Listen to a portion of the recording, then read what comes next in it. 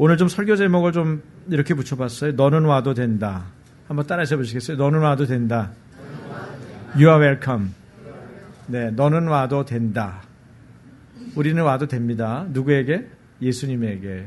하나님 앞에 주님의 임재 가운데 우리는 와도 됩니다. 이 얘기를 오늘 로마서에서 이 로마서 3장 19절에서 31절 사도 바울이 하고 있습니다.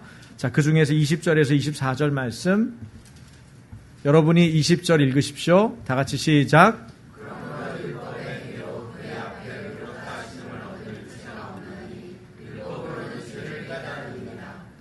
이제는 율법 외에 하나님의 한 의가 나타났으니 율법과 선지자들에게 증거를 받은 것이라.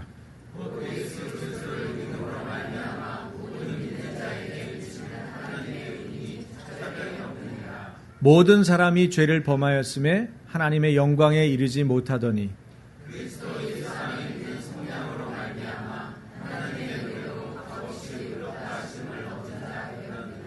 아멘.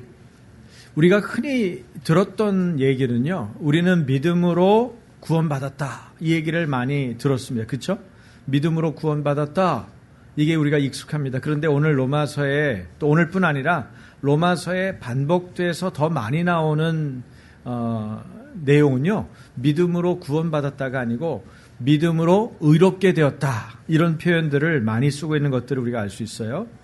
왜 우리에게 익숙하지 않은 하나님의 의, 믿음으로 의롭게 되었다고 하는 말을 더 많이 쓰고 있는 걸까? 사도 바울은 사실 여기에 대한 궁금함이 여러분 우리가 로마서 읽으면서 있어야 돼요. 하나님의 의는 히브리어로 체데크라는 말입니다. 이게 체데크라는 말은 똑바르다, 자로재다 이런 말을 쓸 때 쓰는 말이거든요. 그러니까 하나님은 하나님의 언약을, 하나님이 약속하신 바를 성실하고 신실하게 그의 백성에게 지키시죠. 그래서 그의 백성들을 어떻게 하세요? 구원하세요. 아브라함이 신실해서 구원받은 게 아니에요.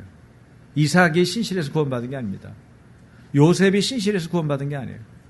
우리가 신실해서 구원받은 걸로 여기 예배당에 와서 예배드리는 것이 아닙니다. 하나님의 신실함 때문이거든요. 근데 하나님께서 하나님의 언약을 성실하고 신실하게 지킴으로 그의 백성을 구원하시는 것, 이것이 하나님의 의예요.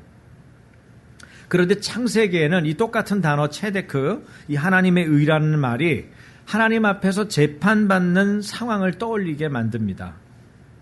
여러분, 하나님 앞에 재판받고 하나님 앞에 심판받으면 당당할 수 있는 사람이 있습니까?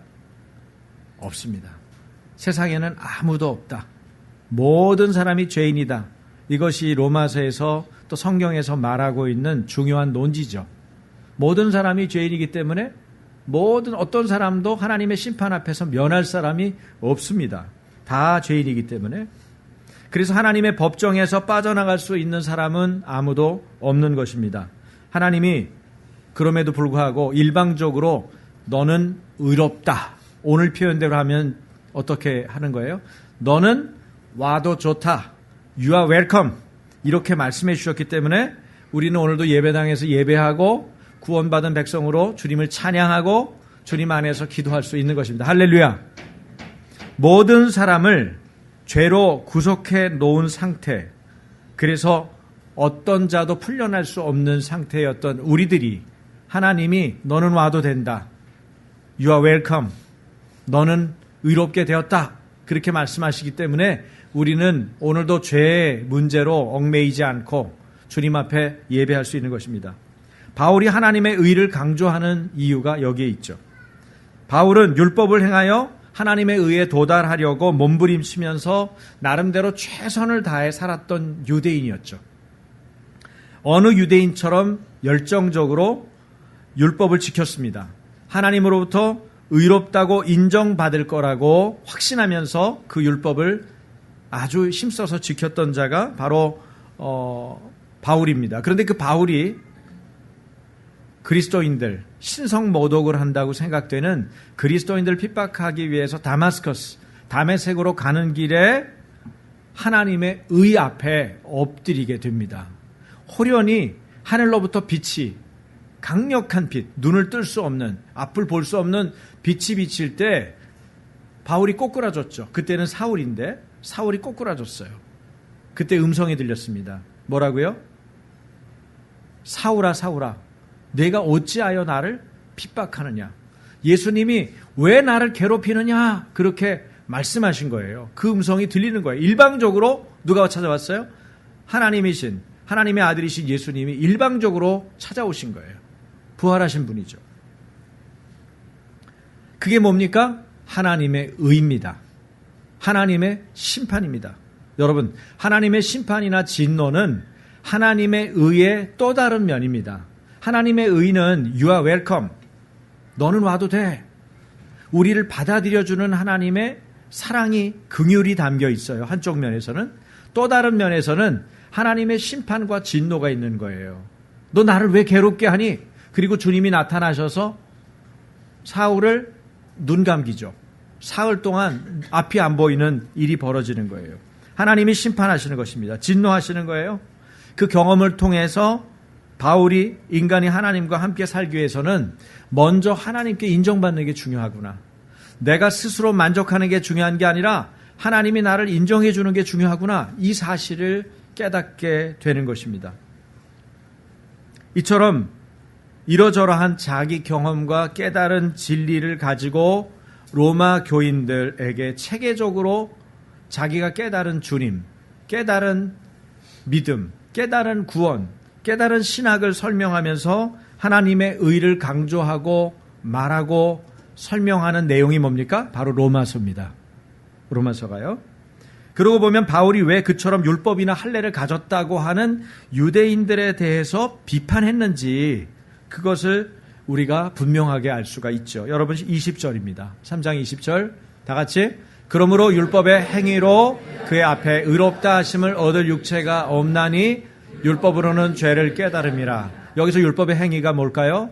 바로 할례와 같은 의식법을 말합니다. 이 의식법은 예수님이 오심으로 어떻게 됐어요? 폐하여졌죠. 그런데 이 율법의 행위로 그의 앞에 의롭다 하심을 얻을 육체가 없나니 여러분 율법을 다 지켜낼 수 있는 인간은 없어요. 우리가 모두가 죄인이기 때문에 지키려 할수록 어때요? 죄를 더 반복해서 짓죠. 여러분이 죄로부터 벗어나고 싶잖아요. 이제 이런 짓 그만했으면 좋겠잖아요. 예수님 좀 알고 나니까 나 이런 짓 그만하고 싶어요. 목사님 저 죄를 끊으려고 해도 잘 안 돼요. 이런 분들이 있거든요. 근데 그 쉬운 방법이 하나 있어요. 어떻게 하면 그게 끊어질까요? 죄를 끊으려고 매달리는 게 아니고 예수님을 사랑하려고 달려들면은 그것이 쉬워지는 거예요. 어두움을 밀어내려고 매달리지 말고 빛을 충만하게 갖도록 매달리면 쉬워지는 거예요. 아시겠습니까? 한 가지 한 가지를 다 고쳐보세요. 남편을 고치는데 여러분 남편한테 뭐 이런 행동하지 마. 옷은 저기다 갖다 놔. 이거는 이렇게 해야 돼. 저거는 저렇게 해야 돼. 당신은 양말을 왜 꼭 뒤집어 놔. 치약은 짜면 밑에서부터 짜야지 왜 중간부터 짜는 거야. 수돗물을 왜 틀어놨어. 계속하면요 남편이 질려가지고 집을 떠나고 싶어요. 고치고 싶은 생각이 들어야 되는데 맞아 이거는 좀 잘못된 거야. 내가 이건 이렇게 해야 되겠다. 그래 문은 열어놓으라고 그랬는데 문을 왜 닫았지. 그래서 계속 고치려고 노력하는데 안 고쳐져. 자기가 오랫동안 살았던 생활 습관도 있고 자기 스타일도 있어요. 못 고쳐요. 그렇죠? 우리가 한 가지 한 가지 각개전투로 다 고치려고 그러면 사람이 숨 막혀요.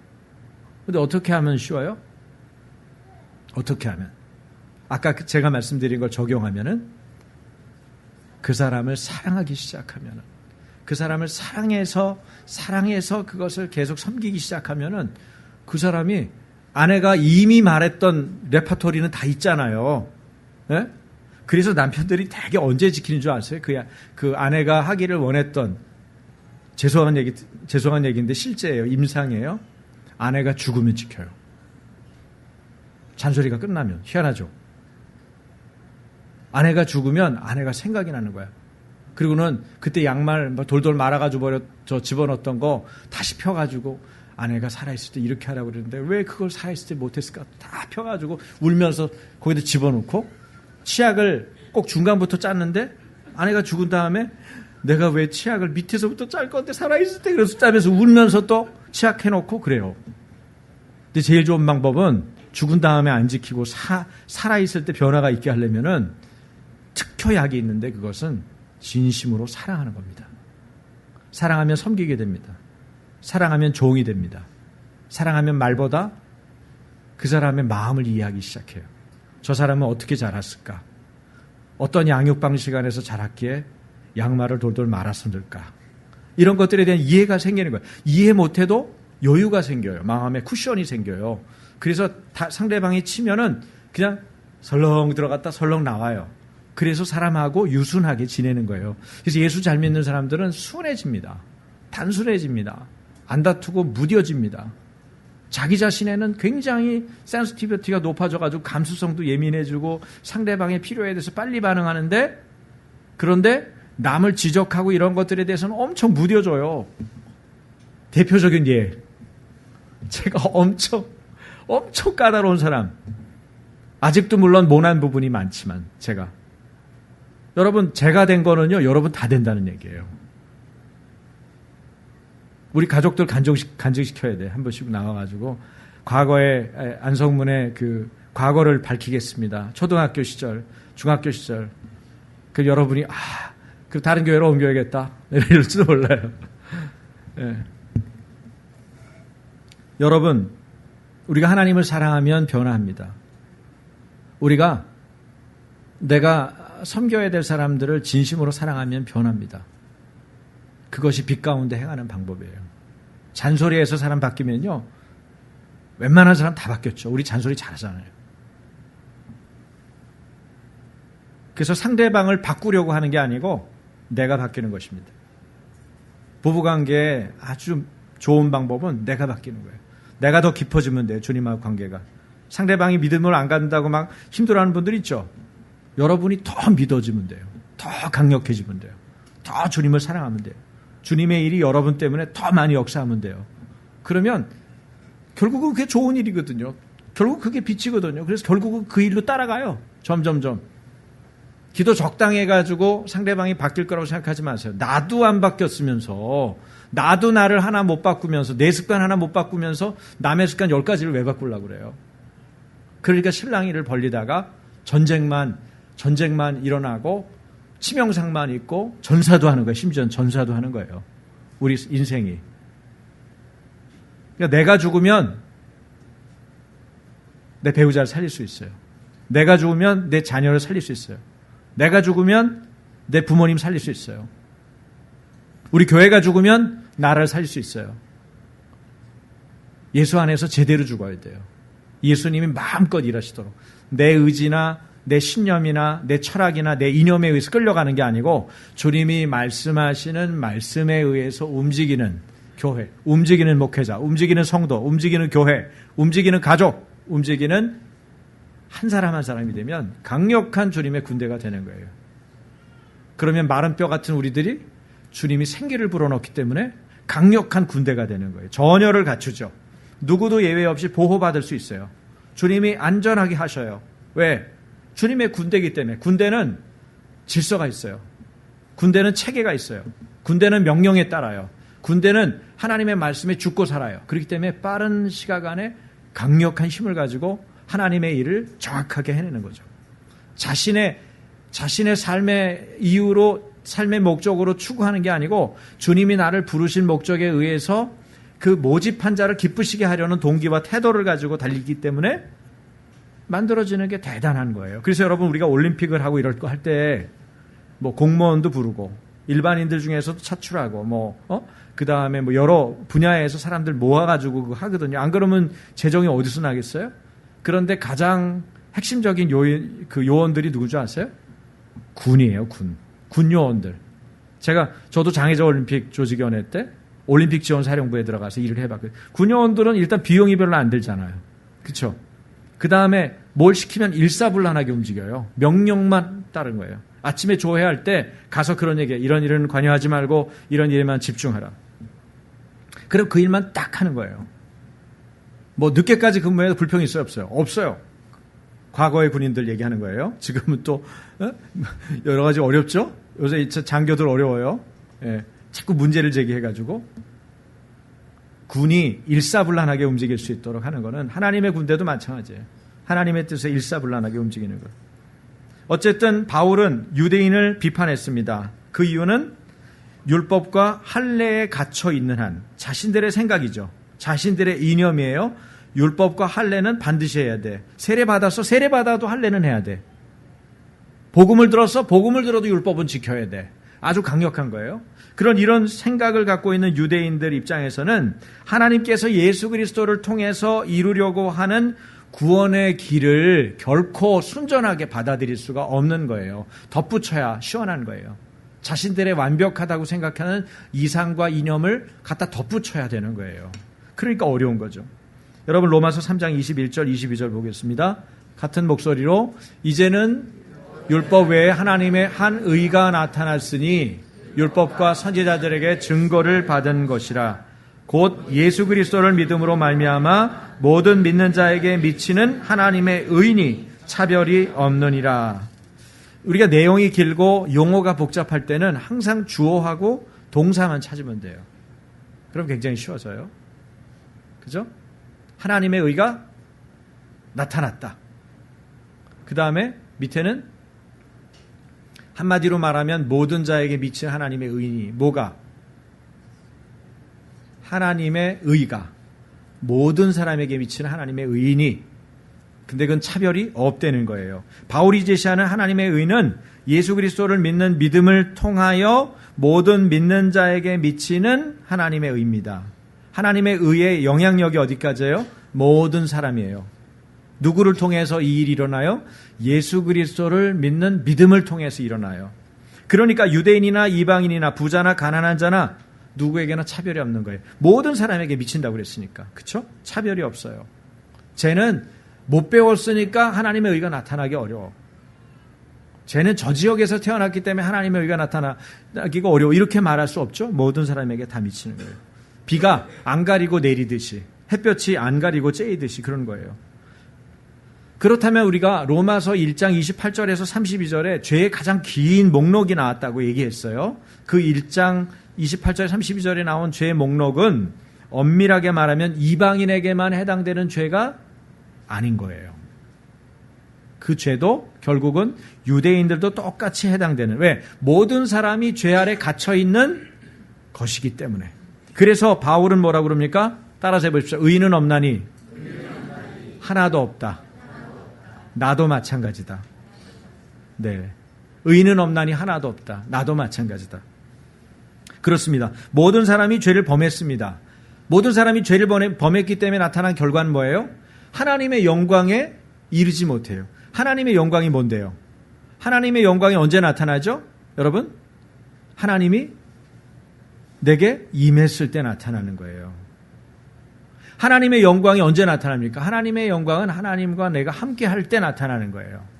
그런데 하나님의 영광에 이르지 못한다는 건 주님의 임재, 그 곳으로 가지도 못한다는 거예요. 하나님께 이르지도 못하니까 하나님께 함께 사는 것은 어림도 없죠. 여러분 로마서에서 계속 강조하는 건 뭐냐면 한 가지입니다. 하나님이 우리와 함께 살기를 원하시는 거예요. 하나님은 우리와 함께 살기 원하세요. 우리가 하나님을 밀어내고 거부하고, 여러분 상처받으면요, 상처받은 사람의 특징이 뭐냐면 밀어내요. 오늘도 한 아이가 다른 아이랑 약간의 갈등이 있었어요. 그래가지고 이 갈등을 못 이기고 얘가 말을 험하게 한 거야. 어린아이도 얼마든지 험하게 할 수 있어요. 네? 자기가 할 수 있는 최악의 말을 한 거야, 얘한테. 욕은 하진 않았어요. 오해하지 마세요. 우리 애들 욕 거의 안 합니다. 제가 거의 들어본 적이 없어요. 제가 한 번도 못 들어본 것 같아요. 얘 거에 있는 동안에. 애들 요새 욕 잘하죠? 여러분 엄청 잘합니다. 바깥에 나가서 들어보세요. 그냥 커피 먹으면서 애들이 뭐라 그러는지 막 욕 엄청 합니다. 근데 우리 애들은 욕 한마디도 안 합니다. 근데 욕은 안 했는데 얘한테는 얘가 말할 수 있는 최악의 말을 얘한테 던진 거예요. 그러니까 얘가 저한테 와서 누가 누구한테 이렇게 했어요. 이렇게 얘기를 했어요. 그래서 제가 그건 공개적으로 얘기를 했죠. 그건 그렇게 하면 안 돼. 그랬더니 얘가 그냥 확 잔뜩 삐진 거야. 간식 시간인데 간식도 안 먹어. 그때 얼마나 옆에 있는 언니가 또 착한지 이 언니는 어떻게 해요? 얘를 또 달래준다고 이렇게 안아주는 거야. 그래서 내가 안아주면 안 돼요. 안아주지 마세요. 제가 그럴 땐 매몰차거든요. 그쵸? 잘못했는데 안아주는 건 뭐예요? 괜찮다는 거잖아. 잘못해도. 그때는 안아주면 안 되는 거예요. 엄마 아빠들이 그거 잘 모르더라고. 예? 잘못했을 때는 부드럽지만 단호해야 돼요. 그래서 안아주려고 그러는데 못 안게 했어. 못 앉고 얘는 간식을 받았는데 간식도 못 먹고 일났죠? 저는 아주 평범하게 다른 애들하고 얘기했어요. 얘는 완전히 지금 주목 대상이 아니에요. 여러분 잘 보세요. 한 아이가 그렇게 행동하는 거는 왜 그렇게 할까요? 팍 삐진 태도를 하고 팍 숙이고. 이거 왜 그럴까요? 날 주목해달라. 나를 더 사랑해달라. 내가 지금 잘못했어도 나를 위안해달라. 이 얘기예요. 근데 그때 끌려가면 안 되는 거예요. 이건 지도력의 문제가 되는 거예요. 리더십에. 네? 좋은 거를 지도해 주려면 여러분 독하게 마음 먹어야 될 때가 있어요. 이게 불편하고 아프죠. 빨리 끌어다가 안겨가지고 뭐 달래주고 싶은 마음이 저도 있죠. 그 마음이 힘들어요. 쉬운 일이 아니에요. 근데 그걸 포기해야 되는 거야. 딱 멈추고 내버려 두고 평범하게 이야기를 했어. 제가 뭐가 자신이 있었을까요? 그 아이가 저한테 다시 안길 거라는 자신감이 있는 거예요. 평상시에 어떻게 관계를 맺어야 되는지를 말씀드리는 거예요. 그런데 나중에 결국은 그 아이가 멀쩡하게 간식도 먹고 결국은 제 손 붙잡고 그렇게 안 하기로, 그렇게 말하지 않기로, 화가 나면 이렇게 말하기로 얘기까지 다 진행이 됐어요. 할렐루야. 여러분, 우리가 주님과 화해하기를 주님은 원하세요. 근데 주님 앞에 여러분이 삐진 분들이 있어요. 그때 내가 중요한 기도했는데 하나님이 안 들어주셨죠. 내가 우리 어머니 어떤 분이 이렇게 어머니가 돌아가실 것처럼 너무 아파가지고 어머니를 놓고 너무 기도를 했대요. 어머니 살려달라고. 근데 어머니가 돌아가신 거야. 여러분 어때요? 얼마 전에 우리가 열왕기에서 봤던 수넴 여인 사건에도 그렇잖아요. 수넴 여인이 엘리사 선지자를 모셔와요. 엘리사 선지자가 수넴 지역을 지나갈 때마다 지나가는데 엘리사 선지자를 너무너무 존경하고 이 엘리사 선지자가 하나님의 귀한 종이라는 거를 이 여인이 알아요. 이 집은 부잣집이에요. 부유한 집이야. 그러니까 남편한테 얘기해요. 여보, 우리 집에 있지 옥상에다가 다락방을 하나 만들어. 그리고 엘리야 선지자가 지나갈 때 여기서 묵을 수 있게 침대도 갖다 놓고 책상도 갖다 놓고 입은 뭐 드실 만한 것도 제공하고 그러면 좋겠어요. 그랬더니 남편이 그래 그렇게 하자. 남편하고 아내하고 너무 호흡이 잘 맞죠. 그래가지고는 선지자 임시 거처를 근사하게 만들어준 거예요. 그러니까 엘리사 선지자가 생각할 때 얼마나 감사하겠어요. 지나가다가 거기 묵고 쉬고 너무너무 감사한 거야. 그래서 얘기해요. 내가 뭘 해주면 좋겠어? 왕을 만나게 해줄까요? 군대 사령관을 연결시켜 줄까요? 굉장히 끝발이 좋죠? 그렇게 얘기하는데 여인이 뭐라면 아예 저희는 다 있어요. 필요한 거 없습니다. 이렇게 얘기해요. 겸손한 여인이죠. 그런데 밑에 그 엘리사의 시종이 이름이 누구예요? 게하시. 예? 게하시라는 종이 있어요. 근데 게하시가 똑똑하거든요. 그래가지고 게하시한테 그 여인에게 필요한 게 뭔지 알아봐라 그랬더니 알아볼 필요도 없어. 이미 다 정보통이야. 바로 얘기하죠. 아들이 없습니다. 남편은 늙었고 아들이 없습니다. 그러면 이거 황당무계한 지금 제목을 준 거 어떻게 하라는 얘기야? 아들이 없는데. 그런데 선지자가 얼마나 하나님을 경외하고 하나님의 영으로 충만한지 하나님의 기적이 일상이야, 이 사람은. 그러니까 뭐라 그래요? 그 여인 데려와라. 그랬더니 수넴 여인이 왔는데 수넴 여인 있는 앞에서 이렇게 얘기해요. 1년 후에 이맘때 아들이 있을 것이다. 아들을 다 네가 품에 안을 것이다. 그렇게 말을 해요. 물론 하나님이 주신 감동과 음성을 따라서 얘기했겠죠. 하나님의 음성이 임하니까요. 그래서 얘기를 했는데 실제로 1년 후에 어떻게 됐어요? 수넴 여인이 아들을 낳았어요. 불가능이 가능해졌어요. 네? 없었던 기적이 일어난 거예요. 그 가정에. 그래서 그 가정에 그 당시의 사회로는 미래의 어떤 문이 열린 것과 같은 엄청난 축복이잖아요. 근데 이 아이가 자라면서 애가 성장했는데 문제는 아빠가 바깥에 나가서 추수를 하러 나가는데 애가 따라 나갔어요. 꽤 컸거든요. 따라 나갔는데 머리가 아픈 거예요, 애가. 그러니까 아이고 머리야. 그리고 정오까지 머리를 아파가지고 막 있다가 엄마한테 돌아왔는데 머리가 너무 아프니까 엄마한테 보냈을 거 아니에요. 엄마한테 보냈는데 엄마한테 가가지고 애가 죽었어요. 여러분 어떻게 될까요? 이제 어떻게 해야 돼요? 이게 믿음의 시련이에요, 여러분. 믿음 생활할 때 아무 일도 없이 천국 갈 때까지 아무 문제 없으면 누가 믿음 생활 못해요? 근데 그런 믿음 생활은 없어요. 인생에 파도가 없는 그런 인생은 없어요. 다양한 파도가 치고 태풍도 불어요. 예? 지금처럼 막 폭염도 막 생각지 못한 111년 만에 폭염도 쏟아지고 이게 인생이에요, 여러분. 믿음의 삶도 똑같아요. 수넴 여인이 잘했단 말이죠, 엘리사한테. 그래서 아들도 얻었단 말이에요. 근데 아들이 죽어버린 거예요. 여러분 어떻게 해야 됩니까? 그런데 이 여인 좀 보세요. 이 여인이 아주 독특한 행동을 해요.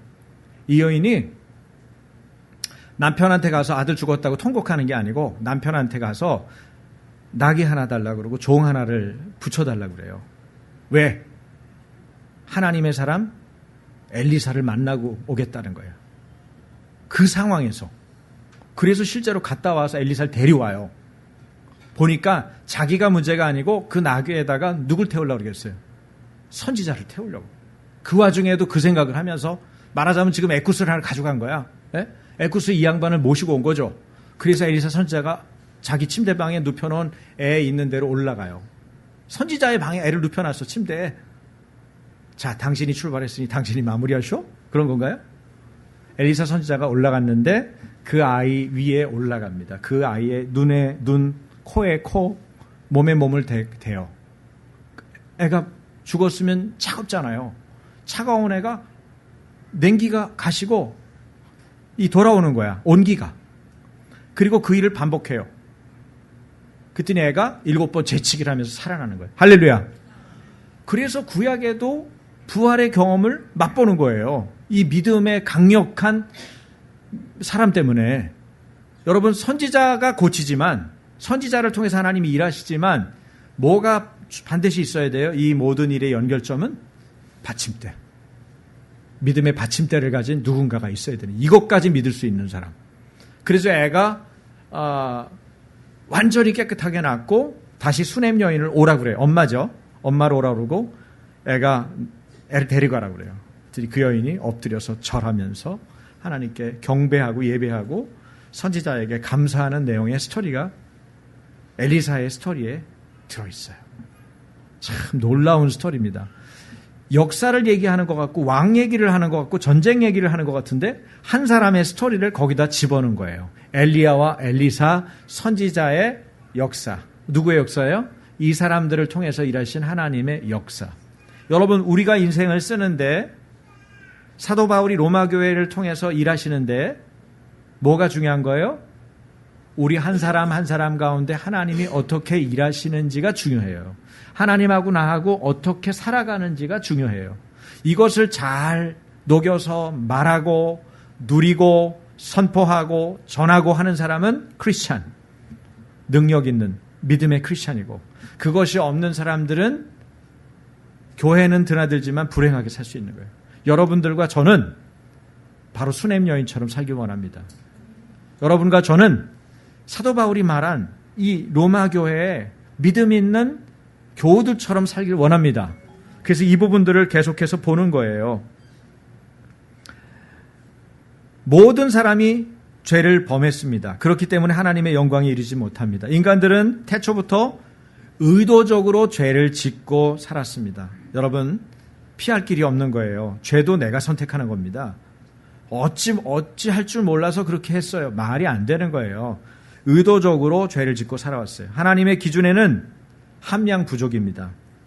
하나님의 의에 만족시킬 수 있는 사람은 세상에 아무도 없습니다. 이것이 인간의 한계죠. 특별히 인간들이 하나님의 의도에 벗어나서 그분과의 관계 단절을 의미하는 단어가 있는데 이 단어가 하마르타노예요. 하마르타노. 한번 따라서 해보시겠어요? 하마르타노. 이게 죄 짓다는 얘기예요. 죄를 범하다, 죄 짓다. 하마르타노. 이 죄라는 건 뭡니까? 한마디로 얘기하면 하나님 떠나는 거예요. 하나님과 관계가 어그러지는 걸 말하는 거예요. 하나님과 어그러진 관계, 단절된 관계는 끔찍한 것입니다. 하나님과 관계가 단절됐는데 우리가 뭘 할 수 있겠어요?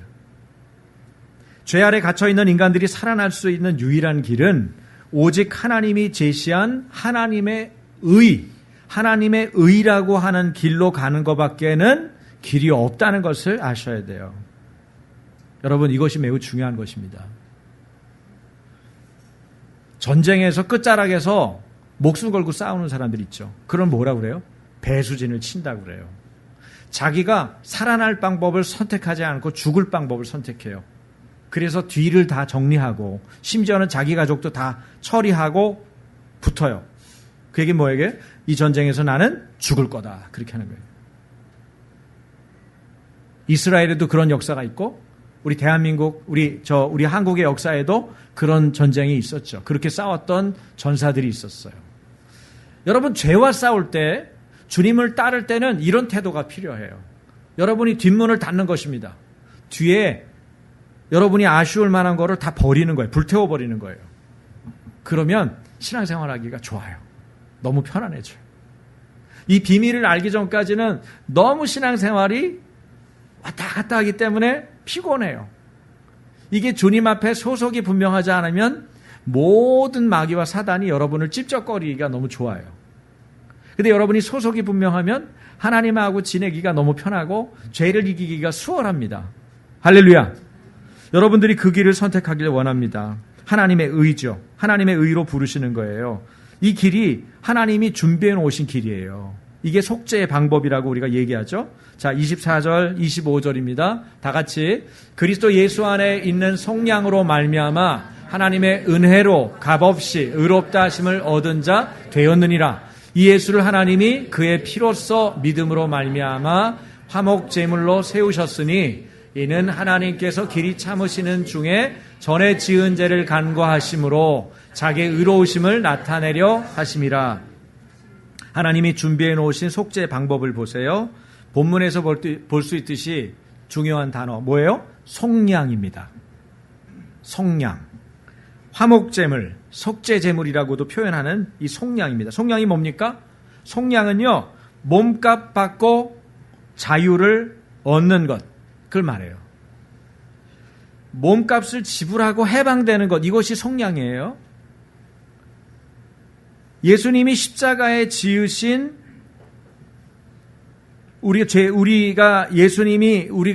죄를 지어서 우리가 십자가에 달려야 되는데 예수님이 십자가에 대신 달려서 돌아가신 거. 이게 뭐예요? 우리의 죄값을 치르신 거예요. 뭐 한 거예요?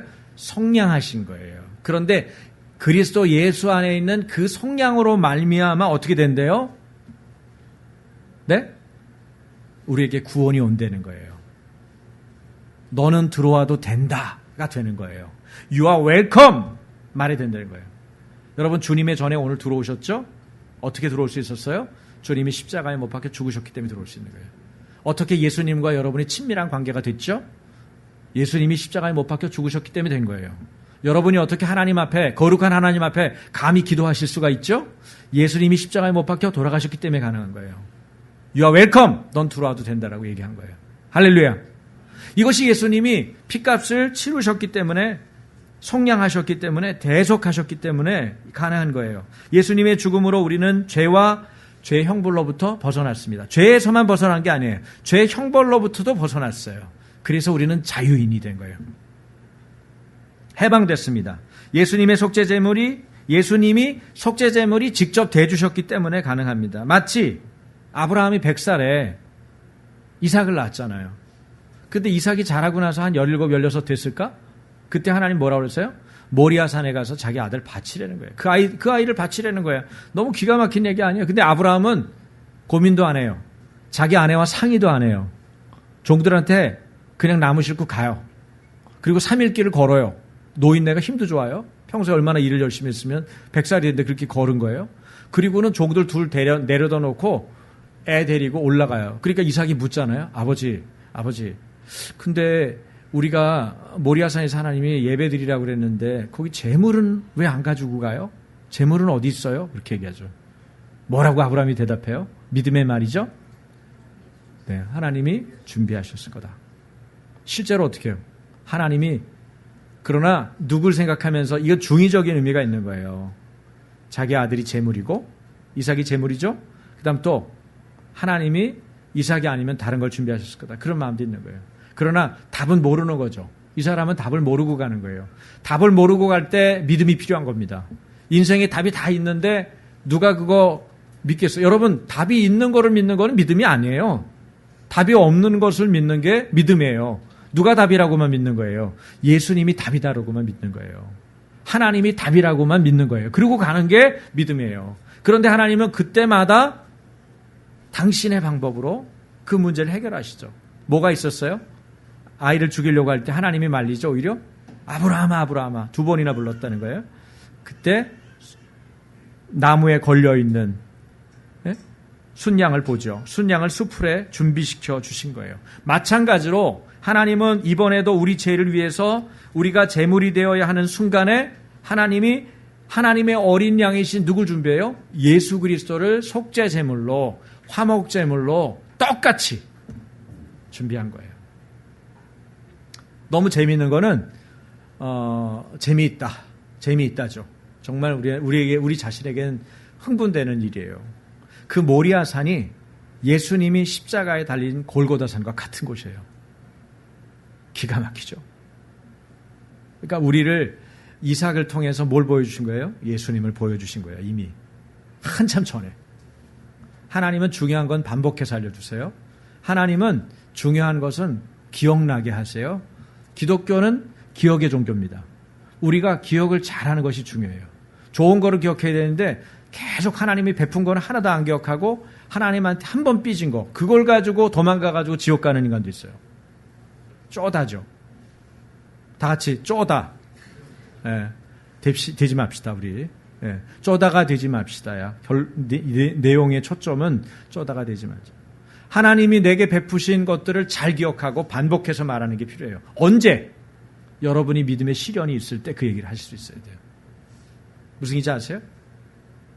멀쩡할 때 얘기하는 거는 당연한 거죠. 하나님한테 받은 사랑이 있고 감사가 있고 기억이 있는데, 그런데 수네임 여인처럼 아들이 있다가 10살이 넘도록 컸다가 너무 이쁜 짓 많이 하다가 죽었을 때 그 얘기할 수 있냐고요. 욥도 그렇게 했어요. 주신 분도 하나님이시고 취하시는 분도 하나님입니다. 자기가 가장 심각하게 어려운 상황에서 그렇게 말할 수 있었어요. 여러분, 이것이 믿음의 경지입니다. 이 믿음이 하나님의 엄청난 부여와 능력을, 기적을 가져오는, 그래서 수냄 여인은 아들의 부활을 본 거예요. 할렐루야. 저는 우리가 신앙의 부활을 보면서 살았으면 좋겠어요. 하나님은 살아계시고 하나님 우리 가운데 역사하기 원하시는데 우리는 하나님에 대해서 너무 가볍게 여겨요. 하나님이 일하시는 것들에 대해서 중요하게 기억하지 못해요.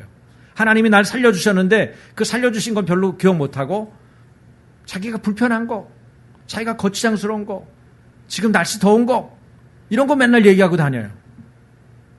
여러분, 기억을 잘해야 하나님께서 일하시기가 좋은 거예요. 바울이 가장 강조하는 건 뭘까요? 대속물이라고 하는 단어입니다.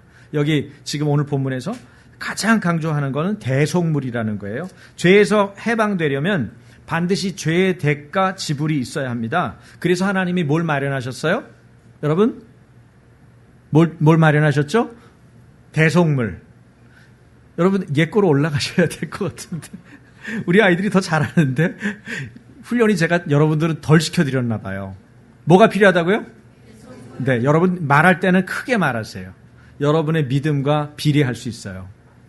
여기 순복음교회 아니더라도 장로교회도 우리가 믿음으로 고백할 때는 강력하게, 확실하게, 큰 소리로. 우리가 아침 교회 고백 기도문도 크게 외라고 그러잖아요. 크게 읽으라고 그러죠. 크다는 거는 내가 확신한다는 거예요. 크다는 건 내가 믿음으로 고백하고 싶다는 거예요. 크다는 건 하나님이 내 안에 일하실 것에 대해서 내가 믿는다는 거예요. 그래서 크게 말하는 거예요. 방언도 마찬가지예요. 그래서 대속물 해보세요. 대속물.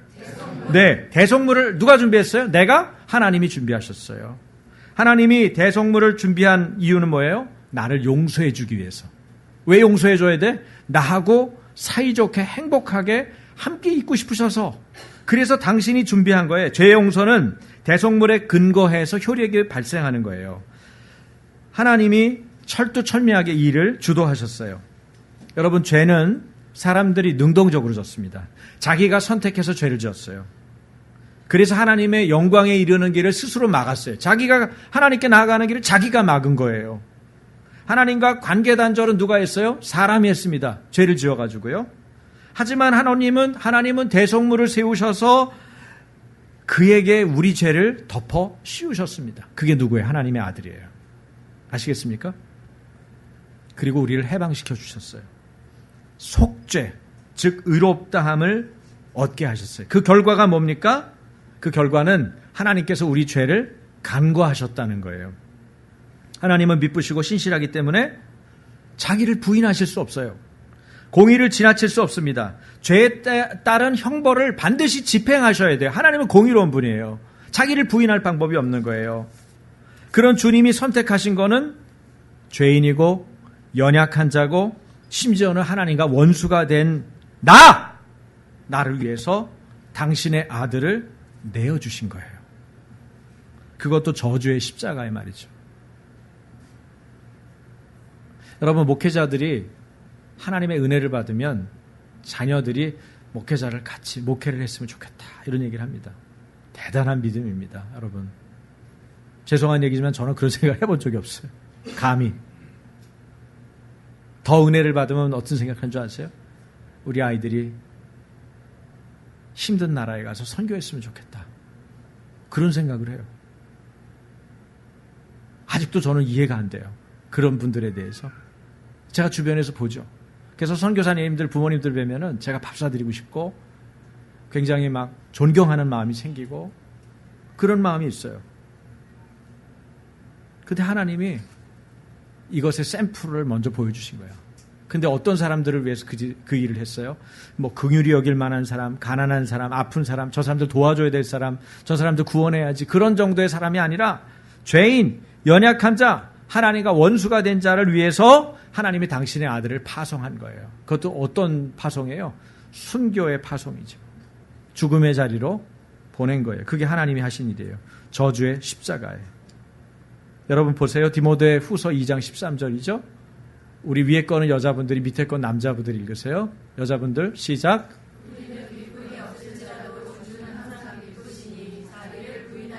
남자분들, 우리는 신실하지 못하더라도 그는 언제나 신실하십니다. 그는 자기를 부인할 수 없으시기 때문입니다. 그렇기 때문에 주님은 적법한 방법으로 우리를 구원하길 원하시는 거예요. 하나님은 공의 하나님이신데 공의를 허무는 일을 하실 수가 없는 거예요. 법을 집행하셔야 되는 분이 법을, 저는 제일 꼴보기 싫은 사람이 절차니 법이니 막 강조해 놓고 그거 안 지키는 사람 힘들어요. 제가 대학교 2학년 때 아주 강력하게 1학년 때부터 데모를 하도록, 지금 시위가 한참 정당한 시위예요. 그때 그 당시에 나라가 아주 몰골이 군부 독재에다가 뭐 말이 아니었잖아요. 그래서 저희 과의 선배들이 아주 시위하자는 얘기, 우리 클럽에 들어와라, 우리 저 모임에 들어와라, 책 읽는 독서 모임에 들어와라, 2년 모임이죠. 굉장히 많이 했는데 제가 안 들어간 이유가 있어요. 아주 소심한 이유인데, 이유가 뭐냐면은 그 선배들이 과실에 담배를 못 피게 돼 있어요. 실내기 때문에. 그때도 여자 친구들도 많이 오고 심지어는 임신한 후배들도 있거든요. 그러면 와가지고 담배를 피면 안 되는데 담배를 꼭 거기서 펴요. 열심히 데모하는 친구들이. 그리고 거기서 탁 이렇게 해가지고 연기가 막 냄새나고, 그 다음에 또 오면 그 친구들이 또 담배 피고 또 이렇게 피고. 그래서 내가, 야, 이게 과실에서 담배 피는 거 하나를 못 지키는 것들이 나라가 잘못되고 절차를 잘못 봤다고 데모하는 게 정당하냐, 이 생각이 아주 어린 나이에, 제가 재수하고 들어갔으니까 그래봤자 20살인가? 근데 그 생각이 확 드는 거예요. 난 안 한다. 내가 필요한 부분에 내가 얘기하면 얘기했지, 난 니네들하고는 안 한다. 딱 그런 어떤 생각이 들더라고요. 여러분, 우리가 무언가 법, 절차 이런 것들을 얘기할 때 우리의 신실함을 가지고 가야 돼요. 그렇죠? 다른 사람들하고 지낼 때 크리스찬들은 신실하다, 크리스찬들은 절차를 잘 지킨다, 법을 중요하게 여긴다, 이런 것들이 있어야 거기에 대한 신뢰감이 생기는 거예요. 만약에 그렇지 못하고 무엇인가를 주장한다 그러면 우리 얘기는 어불성설이죠. 말 안 됩니다. 그 말을 어떻게 듣겠어요? 근데 하나님은 이런 부분까지도, 당신은 모든 것의 주관자고 모든 것의 창조자고 모든 것을 좌지우지하실 수 있는 위치잖아요. 그런데 하나님이 하나님의 법을 세워놓고 어떻게 하세요? 하나님의 법을 하나님의 법대로 차근차근히 지켜나가시는 거예요. 그러니까 이 공의, 자기를 부인하실 수 없는 하나님이 어떻게 하세요? 십자가라는 방법을 선택하시는 거예요. 이 기독교에서 십자가를 왜 굳이 예수님이 지셔야 되는지에 대한 이해가 안 되면 여러분 계속 질문만 맴도는 거예요. 근데 하나님은 하나님의 공의를, 하나님의 성품을 외면하고 부인하실 방법이 없는 거예요. 절차를 밟으신 거죠. 그래서 예수님이 십자가에 달리신 거예요. 정당하게 용서하시기 위해서. 완전한 용서를 이루시기 위해서 의를 가지고 판단하여 지은 죄를 벌하지 않고 넘어가도록 하기 위함이에요. 그리고 하나님이 또 하신 일이 하나 더 있어요. 그것은 아까도 말씀드렸던 하나님의 영광에 드디어 우리가 이르게 하신 거예요. 할렐루야. 그래서 죄사함 받은 우리는 하나님의 영광에 이르를 수 있어요. 주님의 임재를 구할 수 있어요. 저렇게 2층에 꼬마 아이들, 20개월 각진한 애들부터 초등학교 4학년, 5학년밖에 안 되는 애들도 주님 내게 와주세요 말할 수 있는 거예요. 왜? 주님이 너는 와도 된다라고 이미 얘기하셨기 때문에 주님 저 오라고 그래서 왔는데 주님도 여기 와주세요 라고 말할 수 있는 거예요. 성령님을 초대할 수 있어요. 주님의 임재에 대해서 우리가 구할 수 있어요. 뭐예요? 주님의 영광에 이르게 되는 것이에요. 그것이 왜 가능했어요? 예수님이 십자가에 달려 우리의 죄값을 치르셨기 때문에 그 속량으로 말미암아 이게 가능해진 거예요. 그러니 하나님의 칭의 의롭다고 하신 일은 비싼 대가를 지불하고 은혜로 주어진 일입니다. 공짜고요. 거저지만 값없이 얻었지만 결코 싸구려가 아니고 크나큰 대가를 치르고 얻게 된 것임을 감격하고 받아들여야 돼요. 매일 매 순간마다 그것을 기억하는 것이 크리스찬이고 기독교예요. 그것이 우리에게 주어진 구원입니다. 화목제물을 세우시고 죄를 간과하신 주체는 다름 아닌 하나님이십니다. 하나님께서는 놀라운 일을 하셨어요. 이 일의 주도자가 되셨어요. 그리고 하나님께서는 이런 황당하고도 무리한 수를 두신 이유가 또 한 가지 있는데 로마서 3장 26절에 나와 있어요. 자, 같이 곧 이때의 의로우심을 나타내사 자기도 의로우시며 또한 예수 믿는 자를 의롭다 하려 하심이라. 이게 중요합니다. 하나님이 자기의 의로우심을 나타내려고 이 일을 하신 거예요. 치사한 게 아니에요. 정당한 거예요. 자기의 의로움을 나타내. 그 다음 또 하나는 예수 믿는 사람들을 의롭다 하려 하시려고, 의롭게 하시려고.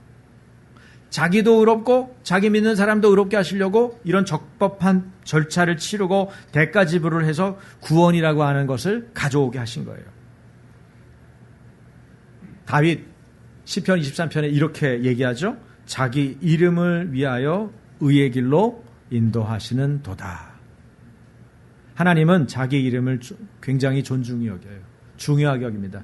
여러분은 크리스찬으로서 여러분의 이름을 얼마나 중요하게 여깁니까? 여러분의 이름, 나는 크리스찬 안성문, 나는 크리스찬 장정훈, 나는 크리스찬 고소진, 나는 크리스찬 김태선, 나는 크리스찬 유봉희. 여러분 앞에 나는 크리스찬이라고 하는 그 이름을 얼마나 존중히 여기십니까? 무슨 희생의 대가를 치르더라도 그 이름 때문에 여러분 책임지거나 손해보거나 감당할 일을 하시겠습니까? 예수님은 예수님의 죽음을 통해서 이것을 우리에게 질문하시는 거예요. 자기 이름을 위하여 의의 길로 인도하시는도다. 주도적으로 우리를 자유케 하셨습니다. 그러니 은혜를 받는 방법은 오직 하나, 예수 그리스도를 믿는 믿음을 통해서만 주어지는 거죠. 인간의 문제를 단번에 해결한 하나님의 의는 하나님도 만족시키고 인간도 만족시켰어요. 그렇다면 율법은 어떻게 돼야 되죠? 율법은 줄기차게 폐기해야 한다는 주장을 하는 사람이 있는가 하면은 율법에 절대적인 가치를 두는 유대인들이 있습니다. 결과만 볼 때는 믿음으로 율법은 무용지물이 이미 됐어요. 그렇죠? 그래서 묻는 거예요. 율법은 파괴해야 합니까? 라고 여기 지금 로마서에 나와 있는 거예요. 31절 볼까요? 31절 다 같이. 그런즉 우리가 믿음으로 말미암아 율법을 파괴하느냐? 그럴 수 없느니라. 도리어 율법을 굳게 세우느니라. 이건 무슨 얘기입니까? 바울이 율법을 폐기하지 말고 끝까지 붙들고 있어야 한다고 하는 이유가 뭘까요? 유대 랍비였던 바울은 단지 믿기만 하면 구원 얻는다고 간단하게 답할 사람이 아니에요. 예? 여러분 그렇게 나와 있지 않아요? 성경은요. 그냥 입으로만 믿으면 구원 받는다. 그렇게 나와 있는 성경 구절은 어디에도 없어요. 찾아보세요. 찾아서 저한테 항의하세요. 틀린 분은요. 틀리다고 생각되는 분은. 구원 얻은 사람들이 어떻게 살아야 하는가를 말하고 있어요. 믿음은 반드시 겸손과 순종을 동반하기 때문입니다. 여러분 사면과 칭의를 구분하는 신학자들이 있어요. 사면과 칭의. 사면은 받아야 할 처벌이나 갚아야 할 부채를 면제해 주는 것을 말합니다. 대통령들이 가끔 사면하죠? 8.15 이번에 누구 사면할지 모르겠어요. 반면에 칭의는 보다 적극적이에요. 칭의라는 말은 사면에서 처벌이나 부채를 면제하는 것은 물론이고 의로운 지위를 부여하는 것을 말해요. 지위가 확보되는 거죠. 죄인이 하나님의 은총과 하나님과의 교제로 회복되는 것, 그게 뭐예요? 칭의예요. 주님이 원하시는 건 뭐죠? 사면 정도가 아니에요. 칭의입니다. 우리와 함께 행복하게 지내는 것을 주님이 원해요.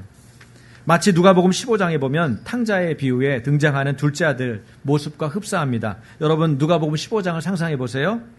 이 사람은 탕자가 부모 재산을 미리 받아가지고 아버지 돌아가시기 전에 주실 유산 저한테 미리 주세요.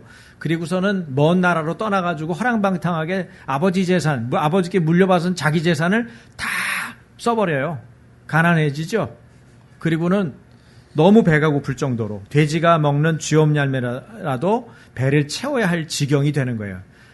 하찮은 유대인들에게 정말 불결한 짐승으로 알려진 돼지가 먹는 쥐엄열매도 주인이 허락해야지 얻어먹을 수 있는 처지라니까 얼마나 처참한 처지입니까? 그런데 주는 사람이 없었다는 거예요. 그때 정신이 돌아오는 거예요. 여러분, 모든 게 끊겨야 하나님이 보입니다. 모든 게 끊겨야 돌아갈 길이 보이는 거예요. 그러니까 여러분이 신앙생활을 잘하는 방법은 되돌아갈 길을 다 불태우시는 겁니다. 할렐루야. 그러면 쉬워져요. 미련이 남아있기 때문에 계속 신앙생활이 어려운 거예요. 주춤하기 때문에 마귀가 가지고 노는 거예요. 근데 어쨌든 둘째 아들은 제정신이 들어서 아버지께로 돌아가기로 마음먹습니다. 가서 어떻게 말하려고 그래요? 내가 하늘과 아버지 앞에 죄를 지었습니다. 나는 더 이상 아버지의 아들이라고 불릴 자격이 없으니 나를 품꾼의 하나로 써주십시오. 이렇게 말하겠다고 생각해요. 하지만 하늘 아버지를 보여주는 장면이죠, 이게. 지금 아버지는 어떻게 하는지 보세요. 아버지는 다르죠. 아직도 아들이 저 멀리 있어요. 아버지는 눈이 어두울 텐데 어떻게 아들이 보였을까요? 아들만 찾으니까 아들이 보인 거죠. 여러분 간절히 사모하고 간절히 갈망하면 그게 빨리 보여요. 그래서 예수님을 잘 믿으려면 갈망하고 사모하는 마음이 중요해요. 굶주린 마음이 없으면 예수님을 잘 믿을 수가 없어요. 그런데 이 아들이 오는 것을 아버지는 멀리서도 알아보고 아들이 뛰어온 게 아니고 여긴 뭐 지금 품꾼의 하나로 삼아주세요라고 이렇게 말하려고 가는 입장이니까 주눅 들어있을 거 아니에요. 아버지가 버선발로 뛰어다니고 우리 한국식으로 바꾼 거예요. 버선발로 뛰어갑니다. 그래서 아들을 껴안고 목을 껴안고 입을 맞추고 그 다음에 뭘 느낍니까 여러분? 하나님의 한량없고 한결같은 사랑을 느끼는 거예요.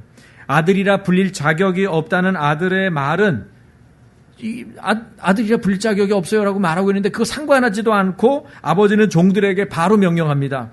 어서 좋은 옷을 꺼내서 그에게 입히고 손에 반지를 끼우고 발에 신을 신겨라. 그리고 살찐 송아지를 잡아다가 준비해라. 우리가 먹고 즐기자. 나의 아들은 죽었다가 살아났다. 내가 잃었다가 되찾았다. 여러분 하나님 아버지의 마음을 느끼시겠습니까? 우리더러 너는 와도 좋다. 너는 들어와도 좋다. You are welcome. 잘 왔다 얘야. 그렇게 말하시는 아버지 하나님의 마음을 아시겠어요?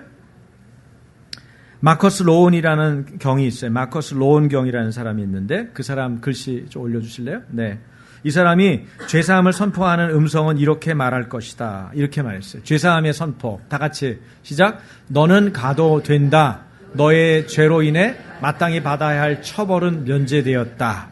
제가 한번 들었던 예인데 제가 2000년도 어간에 장 상태가 너무 안 좋아가지고 뭐 병원에 계속 입출입하다가 결국은 병원에 가서 미국에서 뭐 박사학위까지 따고 온 장을 연구한 그 여의사가 시내 병원에 큰 병원에 있었어요. 근데 제가 그 큰 교회 그때 부목사였기 때문에 어떻게 인맥이 닿아가지고 거기에 이제 장 검사를 하러 간 거예요. 여의사가 내시경도 아니고 장 검사를 하는 거죠. 얼마나 제가 쉽지 않겠어요? 근데 어떻게 해요? 살아야 되겠으니까. 혹시 이상한 게 있으면 어떡해. 그래가지고 장검사를 시작을 했어요. 제가 또 검사는 잘 받거든요. 어떻게 받으면 잘 받을 수 있냐? 나는 죽었다. 그 생각만 하면 쉬워요. 그래가지고 이제 장검사를 끝내고 이제 카메라까지 다 꺼냈는데 여의사가 뭐라고 그러냐면 목사님 축하드려요 그러는 거예요. 네? 그랬더니 목사님 앞으로 10년 동안은 장이 깨끗하니까 검사도 받으실 필요가 없어요. 할렐루야. 뭐 같은 줄 아세요? 저기 죄사함 선포. 너 죄 없어. 너 이제 마땅히 받아야 할 처벌 면제야. 그거 말하는 것 같은 확 느낌이 오면서 병원 나가는데 제가 만약에 라라랜드 아십니까? 라라랜드? 예, 제가 그 정도 춤췄을 것 같아. 만약에 사람들 의식 안 했으면. 거의 황홀하더라고, 나갈 때. 이 죄사함이에요. 그런데 마커스 로원경이 그 다음 한 가지 얘기를 더 했어요. 용납과 칭의, 같은 거거든요. 용납과 칭의를 판결하면 이 말이 여기 나오는 거예요. 물론 영어로 나온 건 아닌데 제가 갖다가 집어넣은 거예요. 한번 읽어보겠습니다. 너는 와도 된다. 너는 나의 사랑과 나의 임재 안에서 기꺼이 받아들여진다. 할렐루야. 사면은 처벌이 면제되는 것입니다. 하지만 칭의는 처벌을 부과할 근거가 더 이상 존재하지 않는 것입니다. 사랑하는 여러분, 여러분의 죄가 이제 어디 있습니까? 여러분의 죄가 이제 어디 있습니까? 예수님 말씀하셨죠? 가서 다시는 죄를 범치 마라. 기도하겠습니다. 여러분은 주님께 오셔도 됩니다. 너는 와도 된다. You are welcome. 주님은 당신의 죽음을 통해서 저주의 십자가를 통해서 우리를 값주고 샀습니다. 공짜입니다. 값없이 받았습니다. 거저받은 것입니다.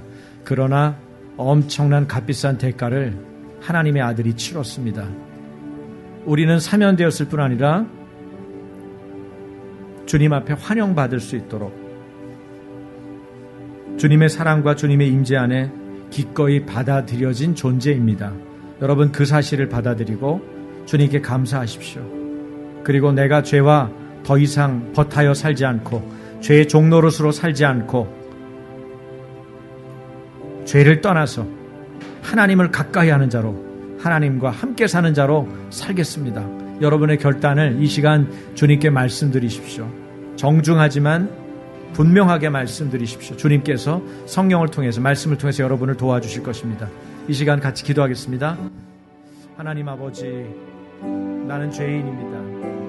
모든 사람이 죄인이듯이 저는 죄인입니다. 주님께서 저를 받아주셔서 감사합니다. 너는 가도 된다. 너의 죄로 인해 마땅히 받아야 할 처벌은 면제됐다. 그렇게 말씀하셔도 감사한데 너는 와도 된다. 너는 나의 사랑과 나의 임재 안에서 기꺼이 받아들여졌다 말씀하시니 감사하고 찬송합니다. 하나님 아버지의 사랑과 긍휼과 은혜를 입은 제가 더 이상 죄와 버타여 살지 않겠습니다. 죄의 종노릇 하지 않겠습니다. 하나님의 사람으로, 하나님의 백성으로, 하나님의 자녀로, 하나님 부름받은 용사로 살 것입니다. 주님 저를 불러주셔서 감사합니다. 저를 하나님 아버지의 크리스찬으로 불러주신 것을 감사합니다. 하나님의 자녀로 삼아주신 것을 감사합니다. 하나님 의롭다 칭해주셔서 감사합니다. 주님, 내가 주님과 함께 주님과 더불어 살기를 원합니다. 하나님 함께 지내기 원합니다. 주님이 즐거워하시는 삶의 자리로 날마다 나아가기 원합니다. 하나님 제게 베풀어주신 아버지의 은혜로 종을 충만케 하여 주시옵소서. 오늘 아버지의 자녀들, 아버지의 사람들 가운데 구원받은 백성이 있습니까? 이 시간 은혜를 베푸셔서 하나님 다시는 죄 가운데 돌아가지 않고 빛 가운데 거하며 주님과 동행하여 사는 하나님의 자녀들 다 되게 하여 주시옵소서. 주님을 찬양합니다. 주님을 경배합니다. 주님 영광을 받으시고 우리의 예배를 받아 주시옵소서. 주님을 찬양하며 예수님 이름으로 기도합니다. 아멘. 우리 다 같이 일어나서 눈을 좀 감아 주십시오. 제가 한 가지 감동받은 게 있기 때문에 이 시간 같이 따라서 기도하시면 좋겠는데요. 이 가운데는 예수님을 정중하고 예의 바르게 받아들여야 될 분이 있습니다. 누군지는 모르겠어요. 여러분 가운데 그런 분이 있어요. 다른 분들은 그분들을 위해서 같이 따라서 기도해 주시면 됩니다. 자기가 그렇게 기도하는 것처럼, 자기가 마치 오늘 예수님을 받아들인 것처럼 그렇게 따라서 기도해 주시길 부탁드립니다. 저를 따라서 다 같이 기도해 주십시오. 하나님 아버지, 우리는 죄인입니다. 저의 죄 때문에 예수 그리스도께서 저주의 십자가에서 달려 돌아가셨습니다. 주님께서 죽으셔서 그 속량으로 말미암아 제가 구원받았습니다. 주님, 저는 이제 죄의 종이 되지 않겠습니다. 어둠 가운데 눌려 살지 않겠습니다. 하나님의 자녀답게 살겠습니다. 약속하신 대로 성령님을 보내주십시오. 저를 구원하셨으니 구원받은 백성으로 살겠습니다.